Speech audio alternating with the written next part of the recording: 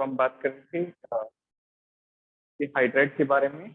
तो thermal stability का order top to bottom decrease करता है और रिड्यूसिंग नेचर थर्मल स्टेबिलिटी का ऑपोजिट होता है। तो रिड्यूसिंग नेचर इंक्रीज करता है, increases down the group. Next is acidic nature, हम डिस्कस कर रहे थे। एसिडिक नेचर का मतलब होता है कितना आसानी से H+ रिलीज होगा। क्लियर। और फिर हमने डिस्कस किया कि OH बॉन्ड जो है वो सबसे छोटा है और सबसे स्ट्रॉन्गेस्ट है।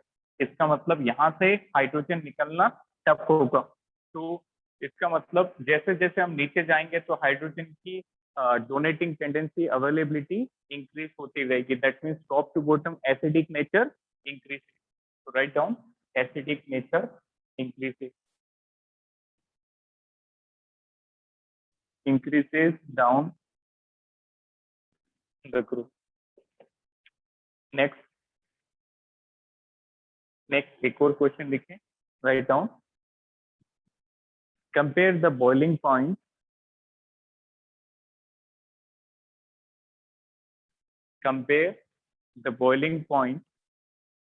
of group 16 hydride.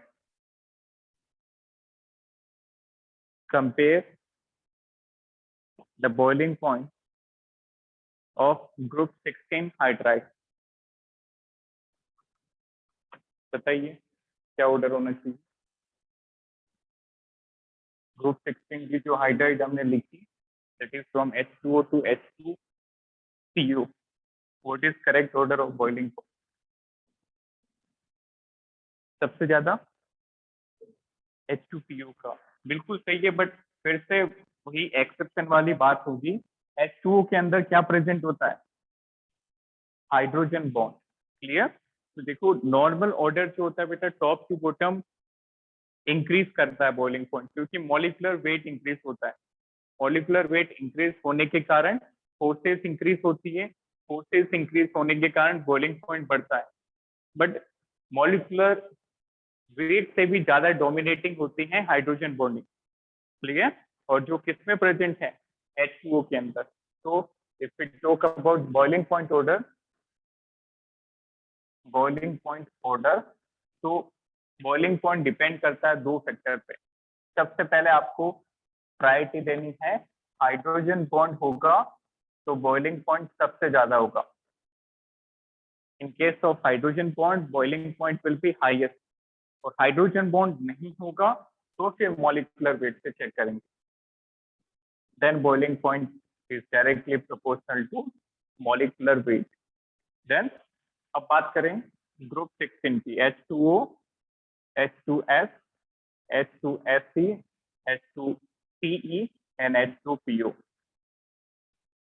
तो सिर्फ H2O में हाइड्रोजन बॉन्ड है, इसका मतलब H2O को सबसे आगे रख देंगे, दैट इज H2O का मैक्सिमम होगा, और उसके बाद आप मॉलिक्यूलर वेट से देख लो। तो फिर H2PO, H2TE, H2Se और H2S is having least boiling point. This is the order of boiling point. तो फिर से यदि यहाँ पे आपको पूछा जाए why H2 is having exceptionally high boiling point, answer क्या होगा? Because of hydrogen bonding. Clear. इसका मैक्सिमम हाइड्रोजन बॉन्डिंग की वजह से हुआ, बिकॉज ऑफ H बॉन्ड। एक नोट डाल के लिखेंगे, write down one note. all group 16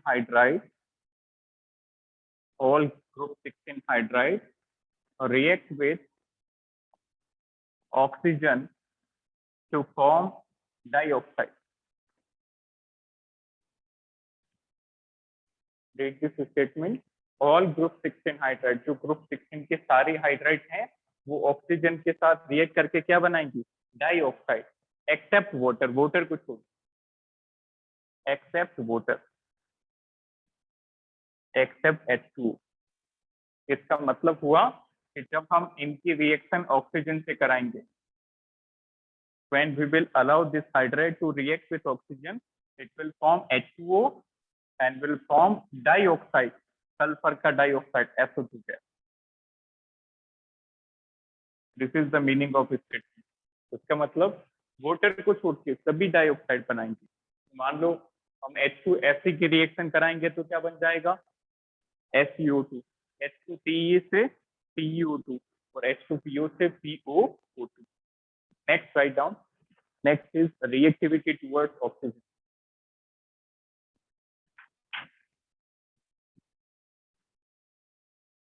reactivity towards oxygen।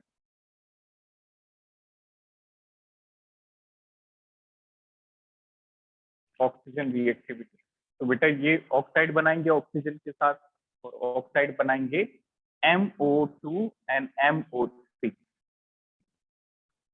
this type of oxide, MO2 and MO3 oxide. अब MO2 का मतलब M क्या है यहाँ पे, ग्रुप 16 का element, SO2, SeO2, TeO2 like that, and this is SO3, SeO3, TeO3। अब इनके एसिडिक नेचर की बात करें, if we talk about acidic nature, आपको याद होगा कि जब हमने ग्रुप नंबर 15 का डिस्कशन किया तो वहां पे भी हमने ऑक्साइड का एसिडिक नेचर रिलेट किया था। Can you tell me which are those two factors on which acidic nature of oxide depends? First, directly proportional to electronegativity of central atom, clear? उसके बाद यदि सेंट्रल एटम सेम हो जाए तो किससे check करते हैं, ऑक्सीडेशन स्टेट से। More the positive oxidation state more will be acidic nature. तो सबसे पहले acidic character is directly proportional to electronegativity of central atom. जितना ज्यादा सेंट्रल एटम की इलेक्ट्रोनेगेटिविटी होगी उतना ज्यादा एसिडिक नेचर होगा। And second, if central atom is same then acidic nature, then acidic character is directly proportional to positive oxidation state, positive oxidation state। next, जैसे for example write down order of acidic nature।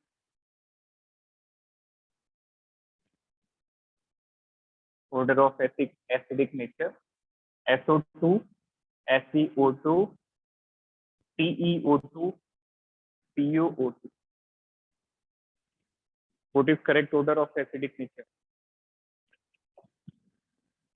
सबसे ज्यादा acidic कौन होगा, SO2, क्योंकि acidic nature किसके proportional है, electronegativity of central atom.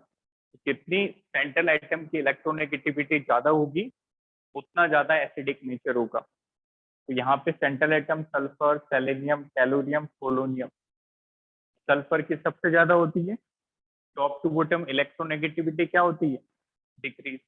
Sulphur की सबसे ज्यादा, तो सबसे ज्यादा एसिडिक होगी। देन अब यहाँ पे इनके भी कैरेक्टरिस्टिक्स आपको याद होने चाहिए कि जो सल्फर और सेलेनियम की ऑक्साइड्स हैं ये दोनों एसिडिक होती हैं। These are acidic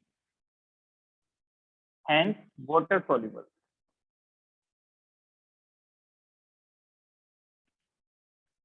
sulfur dioxide and selenium dioxide both are acidic as well as water soluble, but tellurium और polonium oxide की बात करें तो ये दोनों बेटा एम्फोथेरिक होते हैं। these are amphoteric and these are water insoluble। these are amphoteric and water insoluble।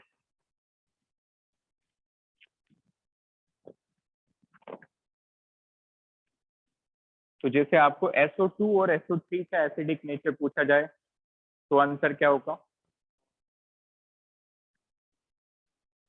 SO2 and SO3। Anyone? यहाँ पे हमने रूल नंबर 1 लगाया, डायरेक्टली प्रोपोर्शनल टू इलेक्ट्रोनेगेटिविटी। अब SO2 और SO3 की बात कर लें तो सेंट्रल एटम सेम हो गया सल्फर, तो फिर हम कैसे चेक करेंगे, directly proportional to positive oxidation number.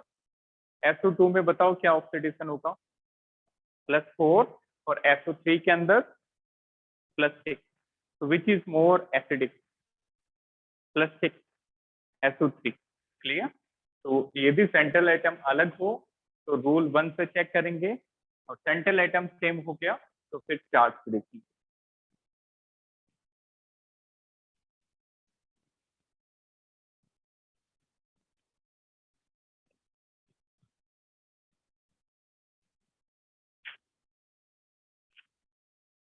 Next is reaction of these oxides with water.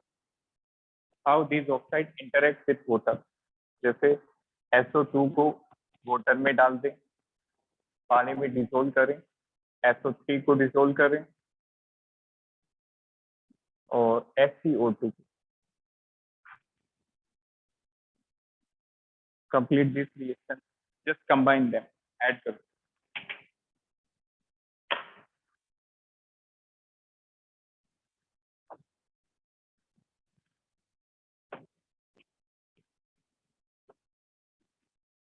पहले में क्या बनेगा?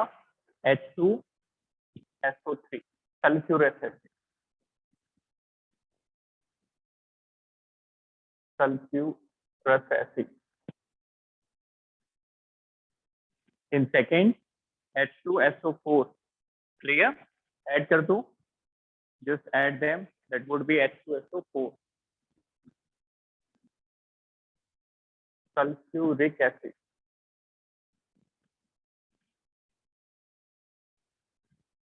और ये बन जाएगा सेलेनियस एसिड, H2, इसका कोई स्पेसिफिक नेम नहीं होता, H2SO4, so you can write this is oxy acid of selenium।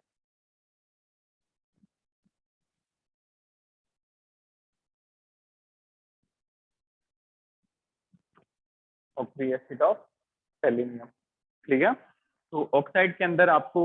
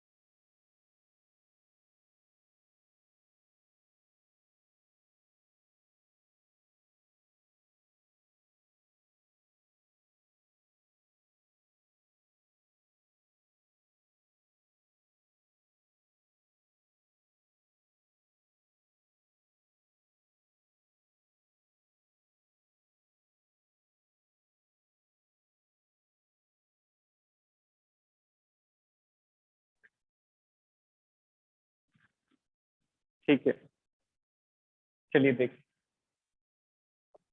हेक्साहैलाइड में हमने देखा ऑक्सीजन जो है वो ऑक्सीजन हेक्साफ्लोराइड नहीं बना था। इसका रीजन क्या होगा? Because of unavailability of vacant D orbital. Write down, unavailability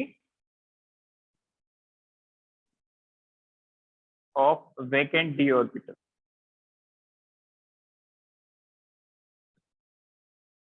इसका मतलब इसके अगला वाला बनाएगा, सल्फर बनाएगा, SF6, इसके बाद SeF6, next is TeF6, SF6, SeF6 and TeF6। अब इनकी रिएक्टिविटी की बात करें, फिर talk about reactivity of this hexahalide. तो बेटा जो SF6 होता है, this is inert, it is inert mean non reactive. जैसे जैसे आगे जाएंगे वैसे वैसे रिएक्टिविटी ऑर्डर इंक्रीज करेगा. This is inert, this is slightly reactive, slightly reactive. और CF6 जो है this is soluble in water, react with water. ये water से react कर लेता है. react with water मतलब highly reactive.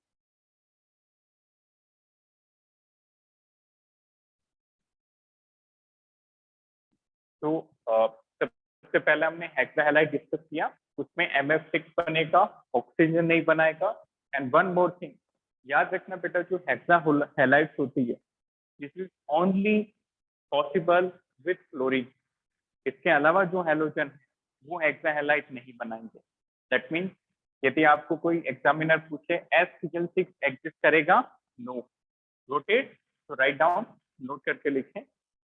हेक्साहेलाइड are only possible, hexahalides are only possible with fluorine, with fluorine. Hexahalides are only possible with fluorine. Next is tetrahalide.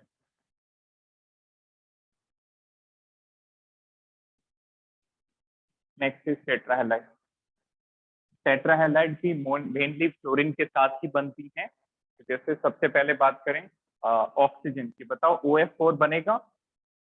Again नहीं बनेगा, क्योंकि maximum oxygen कितने बॉन्ड फॉर्म कर सकता है? 3. तो दिस इज नॉट पॉसिबल. तो हम किससे स्टार्ट करेंगे?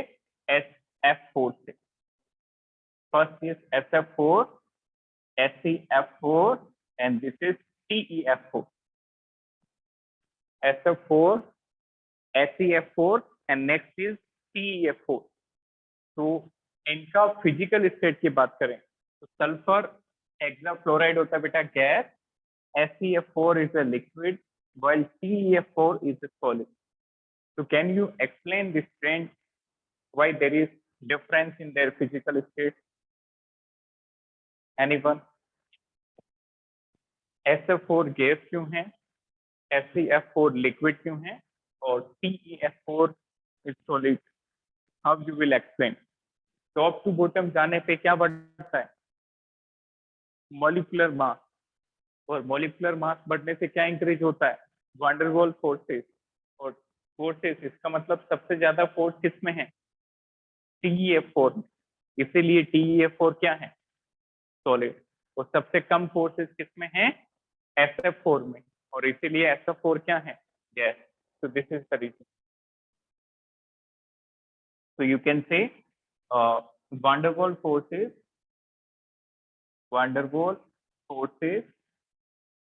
are directly proportional to gram molecular mass. तो सबसे ज्यादा van der Waals forces TeF4 के अंदर मिलेगी. पोलोनियम नहीं बनाता, पोलोनियम मेटल है, पोलोनियम की लोअर ऑक्सीडेशन स्टेट पॉसिबल है. क्लियर? पोलोनियम के साथ एक और दिक्कत होती है, बिकॉज वो सबसे नीचे वाले पीरियड पे है तो वहां पे इनर्ट पेयर इफेक्ट लग जाता है. तो इनर्ट पेयर के केस में s ऑर्बिटल जो है वो क्या हो जाते हैं? s electron they are inert towards bond formation. तो इसलिए next write down oxy halide. Last one is oxy halide.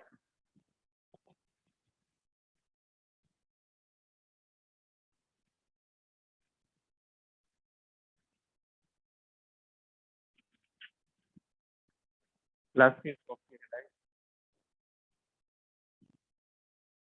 Oxy halide का मतलब होता है जहां पे ऑक्सीजन भी होगा और हैलोजन भी होगा. Clear?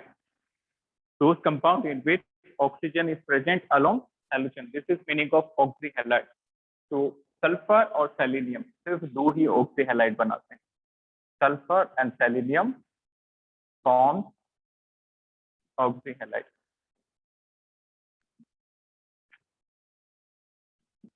Sulphur and selenium forms oxyhalide. तो सबसे पहले बात करें सल्फर की, इट फॉर्म SOCl2. ये हमने ऑर्गेनिक केमिस्ट्री में भी डिस्कस किया. What is name of SOCl2? Darzens reaction याद है सभी को? That was the best method to prepare alkyl halide, क्योंकि उसके अंदर बाई प्रोडक्ट क्या थे? Yes, thionyl chloride. Clear? SOCl2 is thionyl chloride.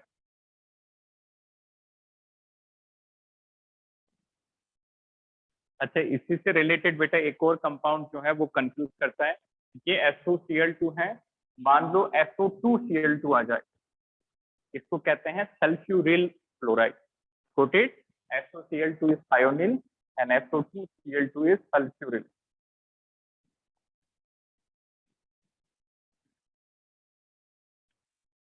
Fine. Next selenium बनाता है SeCl2, सेलिनाइल क्लोराइड, SeOCl2, सेलिनाइल क्लोराइड। जिस तरह से थायोनिल बनता है उसी तरह से सेनिलाइल क्लोराइड बनता है।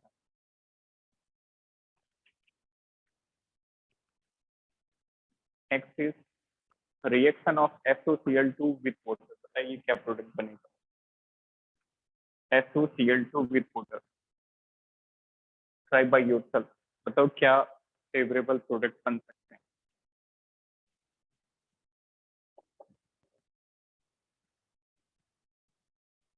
एनीवन?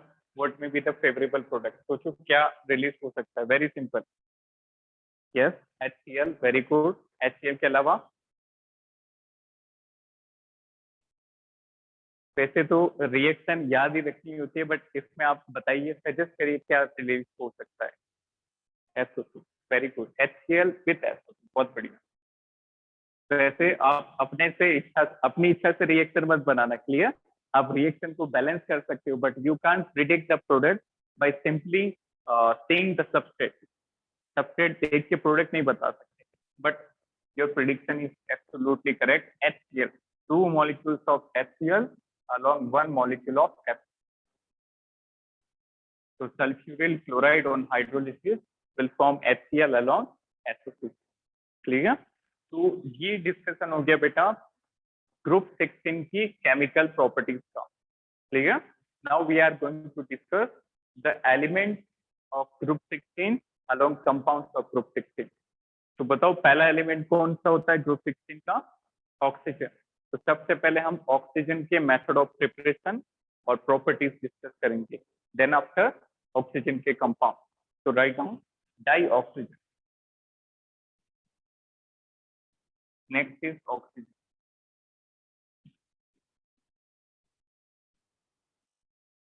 ऑक्सीजन में हम बात करेंगे di oxygen, that is O2।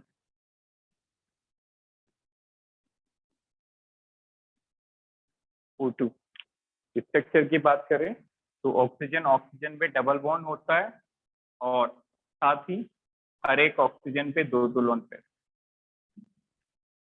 Next, write down method of preparation of dioxygen. Methods of preparation of dioxygen. First method, by thermal decomposition. By thermal decomposition of potassium chlorate. Of potassium chlorate. ये reaction आपने earlier classes में भी देखी होगी। This is twice of KClO3 will give you 2 KCl plus CO2। Clear? KClO3 होता है बेटा potassium chlorate, इसको जब हीट करोगे तो आपको मिल जाएगा KCl plus O2। क्लियर? तो यहाँ से हमें मिल गया dioxygen. Now one more thing, यदि नॉर्मल टेम्परेचर पे ये रिएक्शन कराएं तो it is not feasible. Room temperature पे, रूम प्रेशर पे ये रिएक्शन फिजिबल नहीं होगी। यदि हाई टेम्परेचर पे भी ये रिएक्शन कराएं तो भी ये काफी स्लो होगी, बट यदि हाई टेम्परेचर में हम कैटलिस्ट डाल के रिएक्शन कराएं तो ये फास्ट होगी। Got it? इसका मतलब इसमें क्या तीन कंडीशंस हैं। नॉर्मल कंडीशन में, नॉर्मल कंडीशन के अंदर ये रिएक्शन जो है नॉट फिजिबल, नॉट फिजिबल, ये रिएक्शन नहीं होगी।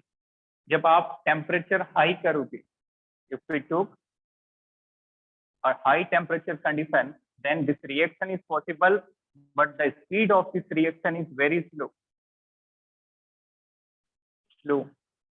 But थर्ड केस में जब आप हाई टेम्परेचर के साथ कैटलिस्ट डालोगे, and catalyst is very very important, इस केस में ये फास्ट रिएक्शन होगी, and the catalyst is MnO2. High temperature and the catalyst used is MnO2.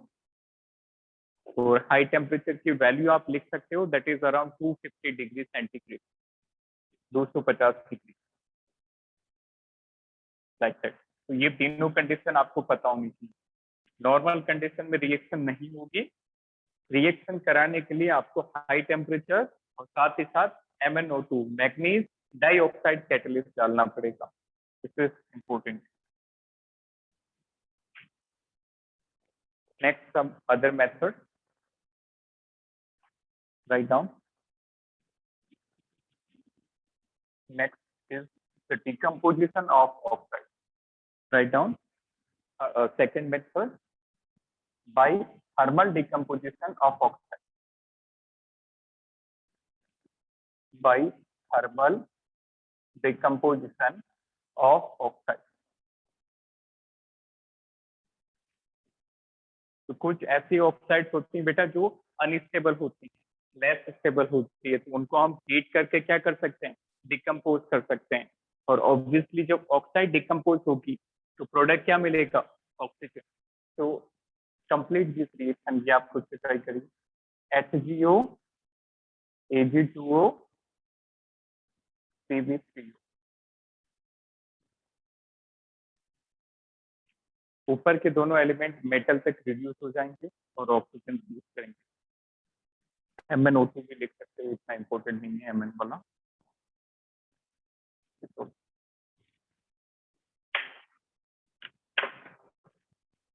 ऊपर के दो बहुत आसान है बेटा, मरकरी और ऑक्सीजन रिलीज हो जाएगा.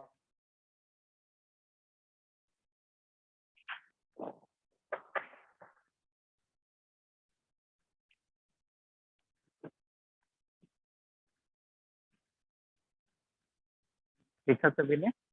और नेक्स्ट वाले में क्या हो जाएगा, silver plus 40.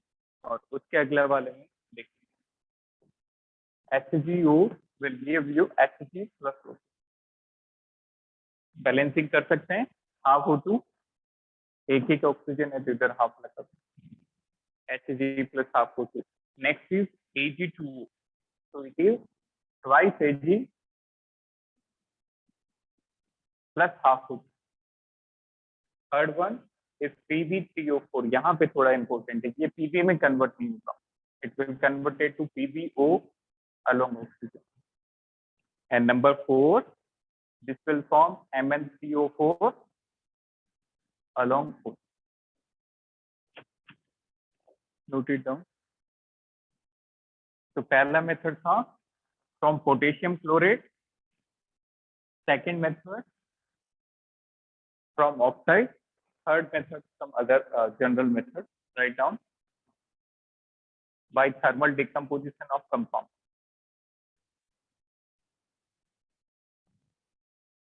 By thermal decomposition of some certain compound.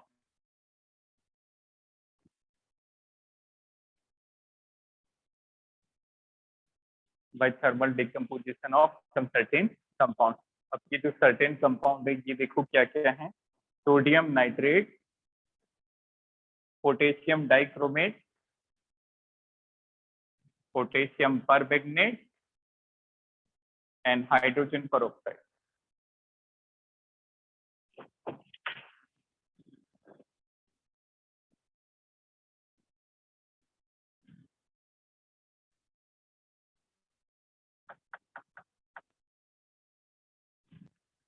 तो NaNO3 का प्रोडक्ट बताइए.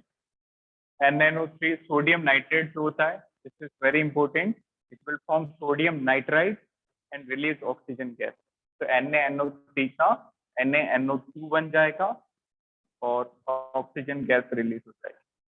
तो सब रिएक्शन के अंदर हम क्या रिलीज कर रहे हैं, oxygen gas. NaNO3 will form NaNO2 plus half O2. Next, What is name of potassium dichromate? What is formula of potassium chromate actually? No. Potassium dichromate का क्या होता है? K2Cr2O7. पोटेशियम क्रोमेट का होता है K2CrO4. रोटेट जो हमने इसलिए पूछा क्योंकि प्रोडक्ट वही बनेगा, that is K2CrO4 plus Cr2O3 plus oxygen. It is potassium dichromate. ये दोनों रिएक्शन बेटा आपको डी ब्लॉक में भी मिलेगी, इनको आप अच्छे से याद करें. Clear?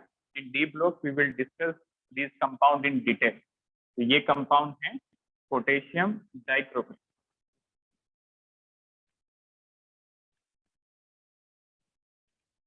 And this is potassium permanganate.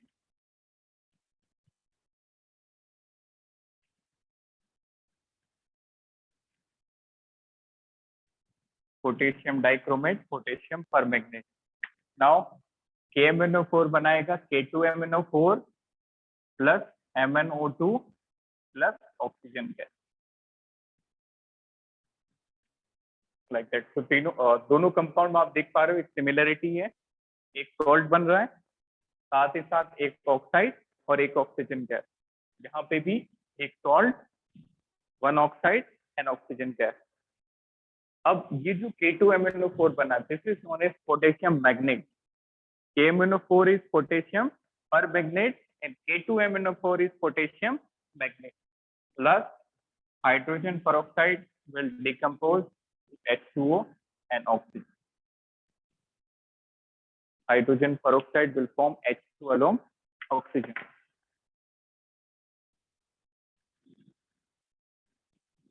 One more method, write down. तो ये तो जो मेथड हमने डिस्कस किए, these are laboratory method.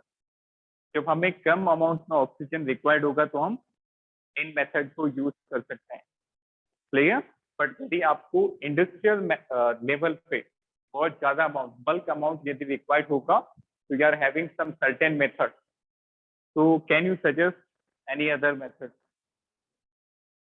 Electrolysis. Electrolysis भी कम ही रिलीज करेगी. Any other? एयर. एयर के अंदर कितना नाइट्रोजन होता है? 78%.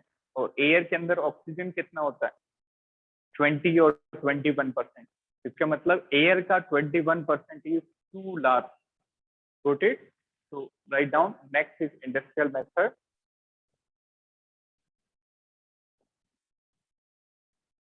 From liquid air. From liquid air. From liquid air. Or you can write it as by fractional distillation or fractional evaporation.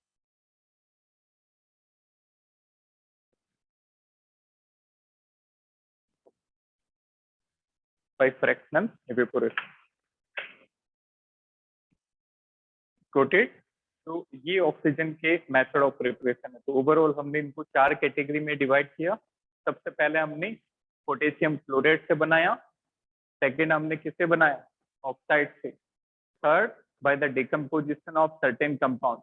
और कंपाउंड क्या लिए? Sodium nitrate, potassium dichromate, potassium permanganate and H2O2. And number 4 is industrial method, that is by the fractional evaporation of liquid air. Clear? Take a screenshot.